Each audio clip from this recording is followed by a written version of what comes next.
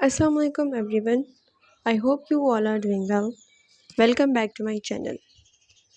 تو آج کی ویڈیو میں ہم ڈسکس کریں گے کہ جو غصہ ہے وہ کس کو آتا ہے اور کیوں آتا ہے۔ پہلی بات تو یہ کہ اگر آپ پہ کوئی ایسی سچویشن آ جائے جو آپ ہینڈل نہیں کر سکتے، آپ کے اندر اتنی کیپیبلٹی اتنی کیپیسٹی نہیں ہوتی کہ آپ اس سچویشن کو ہینڈل کر سکیں، اس وجہ سے ہمیں غصہ آتا ہے۔ اینڈ دا ون جس کو ہینڈل کرنا آتا ہے، جس کے اندر کیپیسٹی ہے، وہ ریلیکس اور کول مائنڈ ہو کر اس چیز کو سارٹ آؤٹ کر لیتا ہے۔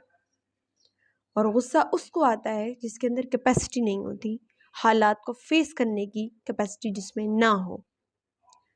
دوسری بات، جو اپنے آپ کو کچھ سمجھتا ہو، غصہ اسے آتا ہے۔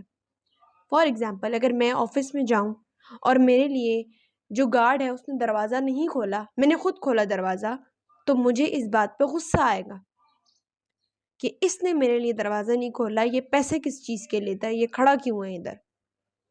اپنے آپ کو جب آپ کچھ بہت بڑا سمجھتے ہیں، میں تو یہ ہوں، میں تو وہ ہوں، میرے لیے یہ یوں کرنا ہے، میں بیٹھوں، میں جب روم میں آؤں تو سب کھڑے ہوں، میں بیٹھوں ہوں تو سب کھڑے رہیں، جب تک میں نہ بیٹھوں کوئی نہ بیٹھے، اور جب کوئی چیزیں فالو نہ کرے تو غصہ آتا ہے۔ دو باتیں ہیں جو میں نے آپ کو بتائیں، اس کی وجہ سے ہمیں غصہ آتا ہے۔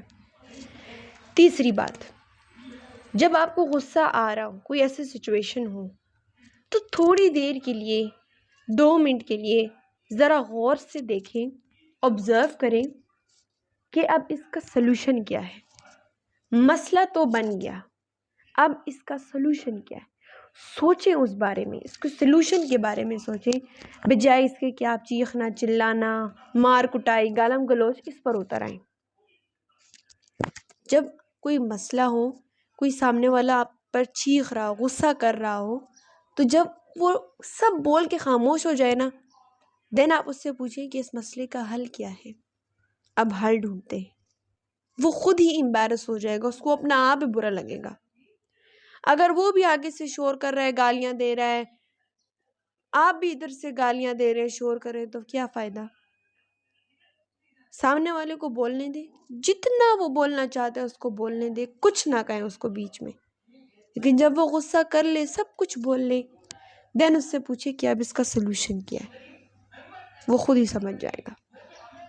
ٹھیک ہے، ہم سب جو ہیں وہ اللہ کے محتاج ہیں، ہمیں جو دیا گیا ہے وہ اللہ نے دیا ہے، تو اسی لیے اپنے آپ کو زیادہ برتر اور کسی کو کمتر مت سمجھیں۔ سب ایکول ہیں اللہ کی نظر میں، کسی کو زیادہ کسی کو تھوڑا۔